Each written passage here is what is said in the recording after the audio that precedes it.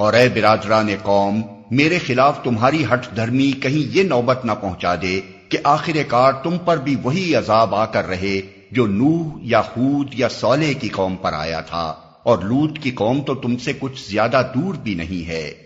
دیکھو، اپنے رب سے معافی مانگو اور اس کی طرف پلٹ آؤ، بے شک میرا رب رحیم ہے اور اپنی مخلوق سے محبت رکھتا ہے۔ انہوں نے جواب دیا، اے شعیب، تیری بہت سی باتیں تو ہماری سمجھ ہی میں نہیں آتی، اور ہم دیکھتے ہیں کہ تو ہمارے درمیان ایک بے زور آدمی ہے۔ تیری برادری نہ ہوتی تو ہم کبھی کا تجھے سنگسار کر چکے ہوتے۔ تیرا بلبوتا تو اتنا نہیں ہے کہ ہم پر بھاری ہو۔ شعیب نے کہا، بھائیو، کیا میری برادری تم پر اللہ سے زیادہ بھاری ہے کہ تم نے برادری کا تو خوف کیا اور اللہ کو بالکل پس پشت ڈال دیا؟ جان رکھو کہ جو کچھ تم کر رہے ہو وہ اللہ کی گرفت سے باہر نہیں ہے۔ اے میری قوم کے لوگو، تم اپنے طریقے پر کام کیے جاؤ اور میں اپنے طریقے پر کرتا رہوں گا۔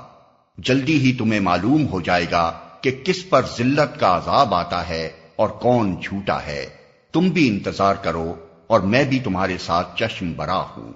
آخر کار جب ہمارے فیصلے کا وقت آ گیا تو ہم نے اپنی رحمت سے شعیب اور اس کے ساتھی مومنوں کو بچا لیا، اور جن لوگوں نے ظلم کیا تھا ان کو ایک سخت دھماکے نے ایسا پکڑا کہ وہ اپنی بستیوں میں بے حس و حرکت پڑے کے پڑے رہ گئے، گویا وہ کبھی وہاں رہے بسے ہی نہ تھے۔